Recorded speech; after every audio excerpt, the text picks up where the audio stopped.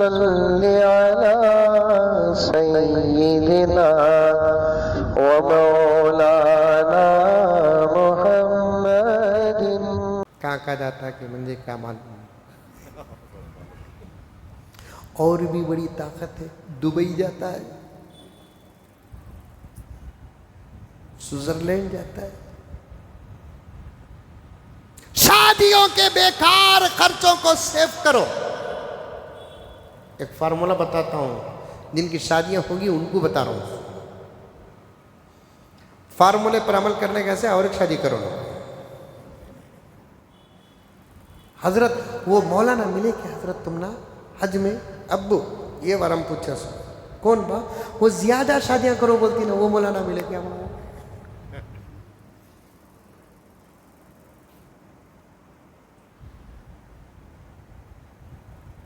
میں تو نہیں ملیا با, تیرا ارادہ کیا ہے. میں گیا تو ان سے ضرور ملتا ہوں. پھر آنے کے بعد کے نتیجے بھی ذہن میں رکھ. شادیوں کے بیکار خرچے ہوتے نہیں, اسراف لاکھوں روپے ہوتے نہیں. اسے سیو کر کو رکھ لو. شادی کے بعد 8 دن 10 دن کے بعد حج کا سیزن نہیں تو عمرہ کرو, حج کا سیزن ہے تو حج کر لو. فرض سے تو فارغ ہو جائیں گے. وہاں کی محبتوں کے نتیجے میں انشاءاللہ تعالی اولاد عاشق خدا و عاشق رسول پیدا ہوں گے.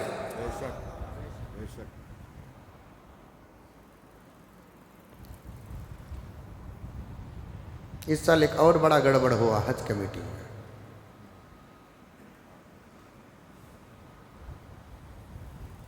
پتہ نہیں کہ دوسرے کیوں نہیں بولتے. میں ذمہ دار نہیں, میں تو بولوں گا, میں تو بولوں گا. لیکن سننے والوں سے گزارش ہے, کس کے لیے بول رہے ہیں یہ تو پہلے سمجھو نادانو.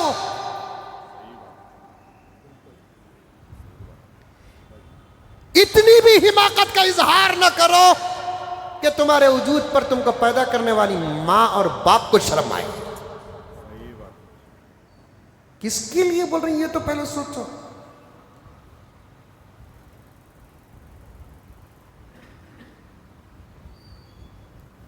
حضرت دھندا کر رہے ہیں, بول رہے ہیں کہ حاجی حج میں کرپشن ہو رہا ہے. کہاں کرپشن, کسے بولے؟ تمہیں کہیں کو ہرا اٹھا کو ڈال لے رہی. آدھا گھنٹے پہلے بولے آنا چور کی داڑھی میں تن کا جو چور ہے اسی کو غصہ ہے. ان کو بیچارے کو غصہ کیوں آئے؟ جو خدمت میں لگے ہوئے ہیں ان کی خدمت کا اعتراف تو ضرور کرتے ہیں, اور تمہارے سامنے وہ اعتراف کر کے دکھانا مجھے کوئی ضروری نہیں ہے. تمہارے باپ کا غلام ہوں میں, جو میرے عشق اور محبت کو تمہارے سامنے بیان کر کے ثبوت رکھوں میں. تمہارے کہ تو تمہیں نہیں بابا, میں جہاں تک بات پہنچانا چاہتا ہوں وہاں تک.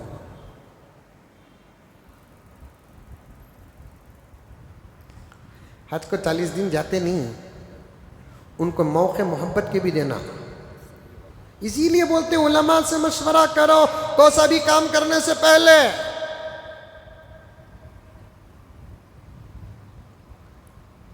اس مرتبہ کیا ہوا,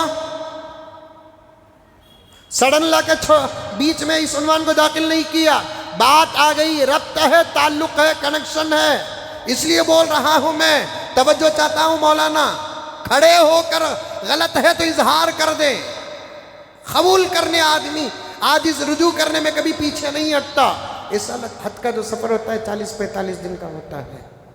وہاں پر کیا ہو گیا, عورتوں کچھ الگ, مردوں کچھ الگ. یہ کہاں کی اجازت ہے؟ کہاں کی اجازت ہے؟ کچھ موقع بھی تو دینا ہے. حقوق محبت کے اشارے دے رہا ہوں, سمجھ جائیے. اتنی عقل تو آپ لوگوں کے پاس تو ہے نا.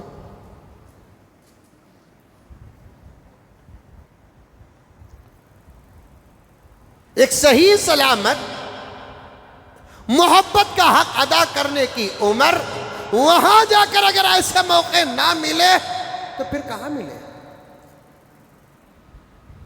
ارے بولیے, صحیح بول رہا ہوں کہ غلط بول رہا ہوں؟ بالکل صحیح. بڑے حضرات بیٹھے ہوئے ہیں, آپ بولیے. یہ چھوٹے معصوم بچے, اتنی دور کی سوچ نہیں ہے ان لوگوں کو.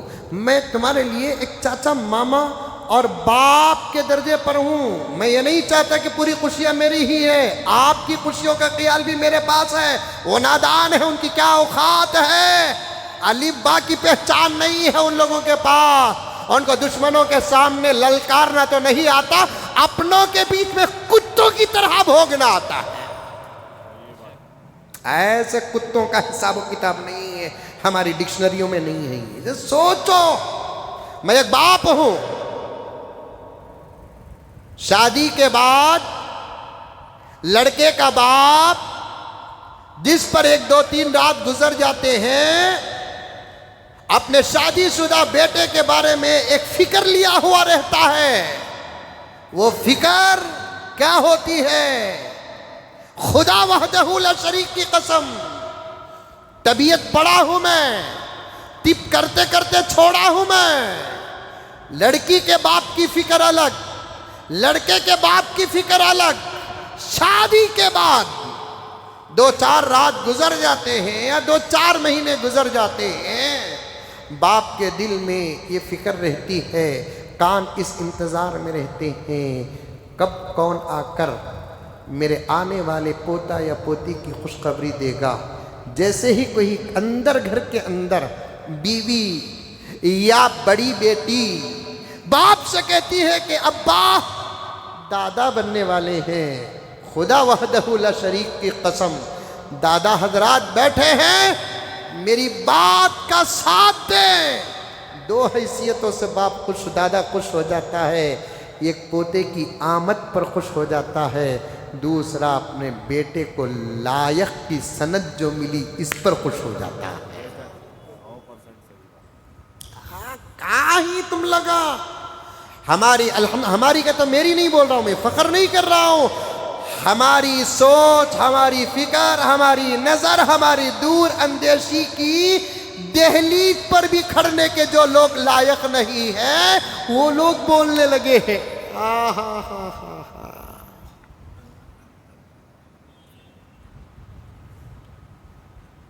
کوئی پرواہ نہیں, لیکن میں کہنا چاہتا ہوں اس سال میاں بیوی جاؤ, حج کے بعد جاؤ, پیسے بتا کر جاؤ, محبتوں کے حقوق وہاں بھی ادا کرو. زمین کا اثر پڑے گا, جیسے اچھے اوقات کا اثر پڑتا ہے ویسے زمین کا اثر بھی پڑتا ہے. کل ہی میں پڑھتا رہا, محرم کے خرافات پر مطالعہ کرتے ہوئے پڑھتا رہا, اذان کے وقت میں اور جس محلے میں جو مسجد ہے اس مسجد کا نماز کا وقت اگر اس محلے میں مشہور ہے تو اس وقت کی نماز کے وقت میں میاں بیوی اپنا حق ادا کرتے ہیں. اذان کے وقت میں یا نماز کے وقت میں میاں بیوی اگر اپنا حق ادا کرتے ہیں, اس وقت اولاد کا اگر فیصلہ ہو جاتا ہے تو پوری زندگی وہ بچہ بے دین رہے گا.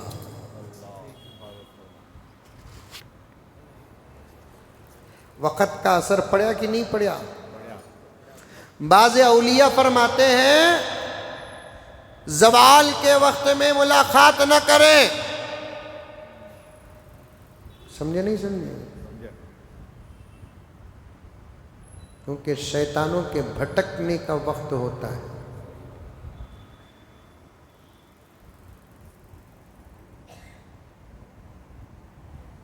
چاند اور سورج کے گرہن کے وقت ملاقات نہ کریں. کسی نہ کسی پارٹس آف باڈی سے بچہ مایوس ہو کر پیدا ہوگا. اثر پڑتا صاحب. وہ یہ سب غلط عقیدے ہی کیا؟ غلط عقیدہ نہیں, عقیدے کی بات نہیں, طبیعت کی بات بتا رہا ہوں. جام کھائے تو سردی آتی کہ نہیں آتی؟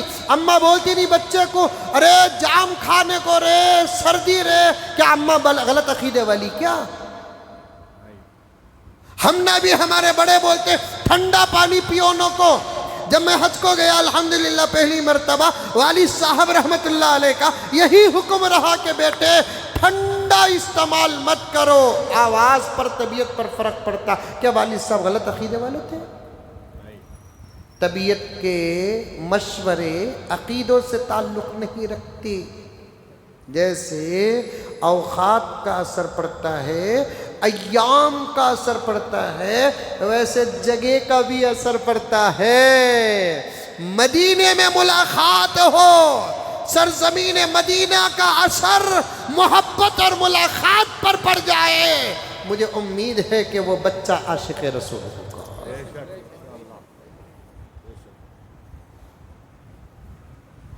مکہ المکرمہ میں ملاقات ہو، محبت کا حق ادا ہو، اور اس ملاقات سے خدا اولاد کا فیصلہ فرما دے، سرزمین حرم کا اثر ایسا پڑے گا انشاءاللہ تعالی وہ بچہ متقی و پرہیزگار ہوگا۔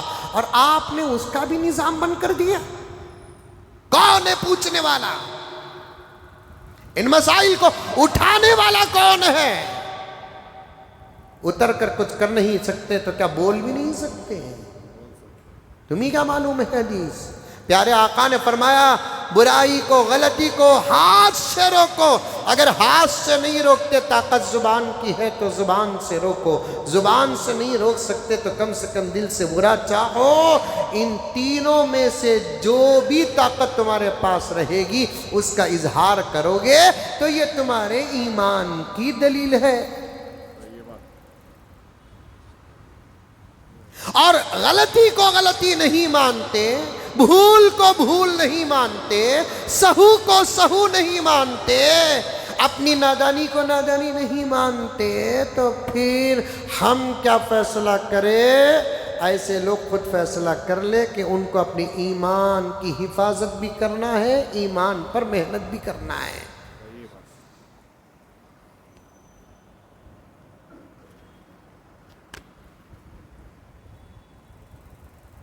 خالی حج کو جاؤ، شادی کے بعد بھی جانا بولے تو جاؤ، محبتوں کے حقوق وہاں ادا کرو، اس پر بات آ رہی ہے۔ اس مرتبہ کیا ہو گیا، پورے عورتوں کو ایک بڑا کمرہ عورتوں کو رکھ ڈالے، ایک کمرہ جس میں مرد بنا کو رکھ ڈالے۔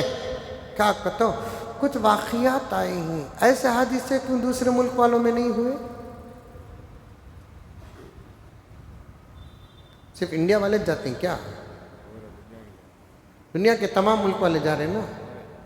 آپ تحقیق کر کے دیکھو، امریکہ سے بھی حج کمیٹی کے لوگ آتے ہیں، وہاں کی حج کمیٹی سے لوگ آتے ہیں، ایران سے حج کمیٹی کے لوگ آتے ہیں، پاکستان سے حج کمیٹی کے لوگ آتے ہیں، بنگلہ دیش سے حج کمیٹی کے لوگ آتے ہیں، افغانستان سے حج کمیٹی کے لوگ آتے ہیں۔ ان کو 2-2 کا 4-4 کا 6-6 کا کمرہ دیتے ہیں۔ کیا وہ جو خطرہ سامنے رکھ کر مردوں کو الگ عورتوں کو الگ کرے نا، یہ خطرہ کیا پاکستان والوں میں نہیں ہے؟ یہ خطرہ کیا افغانستان والوں میں نہیں ہے؟ یہ خطرہ کیا بنگلہ دیش والوں میں نہیں ہے؟ یہ خطرہ کیا امریکہ والوں میں نہیں ہے؟ لاکھوں میں یہ کوئی واقعہ ہو گیا تو اس واقعے کو موضوع بنا کر سب پر قانون نہیں لگا سکتے۔ ابھی ایک عورت بولنے لگی کہ حضرت، ایک عورت کہنے لگی حضرت ہمارے امی ہمارے بھیا کے ساتھ حج کو گئے اور ہماری امی کی طبیعت ایسی ہے کہ رات کو سونے سے پہلے پیر میں تیل کی مالش آدھا گھنٹہ کرنا ہے، اور بھیا کو امی کے ساتھ بھیجے ست امی کی خدمت کے لیے عبادت کے ساتھ۔ اب عورتوں کو الگ مردوں کو الگ رکھنے سے امی کی جو حالت ہوئی نا حضرت، وہ اللہ ہی حفاظت فرمائے۔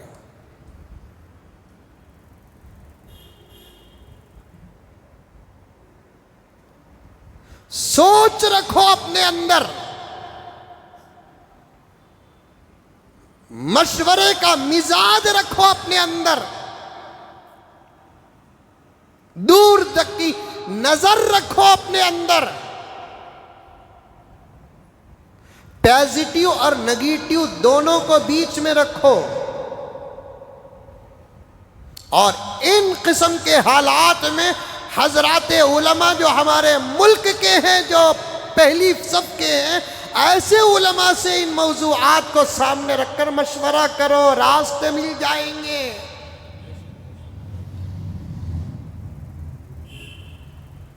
راستے مل جائیں گے۔ ایک صاحب کہنے لگے مینا میں ایک ہچ الگ رکھتی نا حضرت، مینا کے ڈیروں میں مرد بنے الگ، عورت الگ، مرد بنوں کا ڈیرا الگ، عورتوں کا ڈیرا الگ۔ میں بولا دیوانے پیارے، مینا میں اکثر حالت جو ہوتی نا وہ احرام کی حالت میں رہتی ہے۔ احرام کی حالت میں ایسا ویسا کام کرنا تو دور کی بات، ایسی ویسی بات بھی نہیں کر سکتے، ورنہ بہت بڑا فائن بڑھ سکتا ہے۔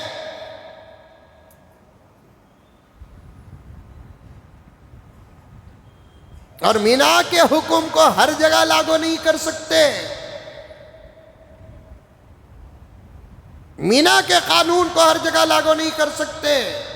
8ویں ذی الحجہ کو، 9ویں ذی الحجہ کو، 10ویں ذی الحجہ کو الحمدللہ ثم الحمدللہ حالت احرام میں 8ویں ذی الحجہ، 9ویں ذی الحجہ اور 10ویں ذی الحجہ کے ارکان سے فارغ ہونے کے بعد، احرام سے فارغ ہونے کے بعد طواف زیارت سے بھی اگر فارغ ہو جاتا ہے تو پھر مکمل قسم کی پابندیاں ختم ہو جاتی ہے۔ میں کیا کہوں میرے پیاروں، تم اگر بعد میں پوچھو گے تو میں کہوں گا، لیکن اظہار کے لیے مجھے کہنا ہی پڑتا ہے۔ بعض نوجوان بڑے جذباتی ہوتے ہیں اور وہ ایک باپ سمجھ کر آ کر مسئلہ پوچھتے ہیں، ہم کھل کر مسئلہ بیان کرتے ہیں اور وہ دعاؤں سے نوازتے ہیں۔ طبیعت اشارہ سمجھیں، کسی کسی کی جو طبیعت ہوتی ہے نا، بعض کی طبیعت کنٹرول والی ہوتی ہے، بعض کی طبیعت کنٹرول سے باہر ہوتی ہے، ایسے وقت میں ان کو حقوق ادا کرنا ہی پڑتا ہے، ورنہ آنکھوں کے اور خیالات کے بہکنے میں دیر نہیں لگتی۔ کروڑوں رحمت نازل ہو میرے آقا، آپ کے آقا حضرت محمد مصطفیٰ صلی اللہ علیہ وسلم پر۔ آقا سے زیادہ باحیا کون؟ آقا سے زیادہ باشرم کون؟ آقا سے زیادہ حالات کو سمجھنے والا کون ہے؟ کچھ باتیں عام طور پر بولنے والے پر خیال اچھا نہیں لگتا، ان باتوں کو بھی آقا نے امت کے تقوی ایمان کی حفاظت کے لیے بیان کر دیا۔ نظر کی حفاظت کے لیے آقا نے کیا فرمایا؟ سب کہہ دو صلی اللہ علیہ وسلم، باہر نکلے تمہاری نگاہ کنٹرول سے باہر ہو رہی ہے، تمہارا خیال کنٹرول سے باہر اگر ہو رہا ہے، بہترین علاج کیا ہے کہ تم گھر آ کر اپنی ضرورت پوری کر لو، اس لیے کہ باہر جو خیال تمہارا بھٹک جس کے لیے ہو رہا ہے وہی تو تمہارے گھر کے اندر بھی ہے۔ اور ملاقات سے فارغ ہو جاتے ہیں تو شیطان بھی مایوس ہو جاتا ہے۔ یہ کون کہے؟ پیارے آقا فرماتے ہیں، بلکہ عبارت کا ترجمہ کروں تو اکرام، ذرا بھی غلط سوچو گے تو ایمان سے باہر ہو جاؤ گے۔ آقا نے کیا کہا؟ اس کے پاس جو ہے وہی تو تیرے گھر والی کے پاس بھی ہے، یہ جملہ ہے آقا کا۔